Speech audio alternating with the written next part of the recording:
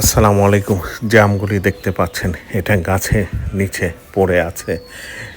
এই গাছ থেকে আমগুলি অনবরত পড়ছে। ছোট, ছোট আমগুলি পড়ে যাচ্ছে। 80% আম ঝরে পড়ে গেছে। এটা আবহাওয়ার কারণে জানি না। প্রতিদিন তো গাছে পানি দেওয়া হচ্ছে যতটুকু পানির প্রয়োজন। তারপরে গাছ থেকে আমগুলি কেন ঝরে পড়ে যাচ্ছে জানি না। এইবারের মতো কোনোবারই আম এত ঝরে পড়ে যায় নাই। প্রচুর আম ছিল এই গাছটিতে। 80% আম ঝরে গেছে আর 20% আছে, সেগুলা ঝরে যাবে কি না সেটাও জানি না।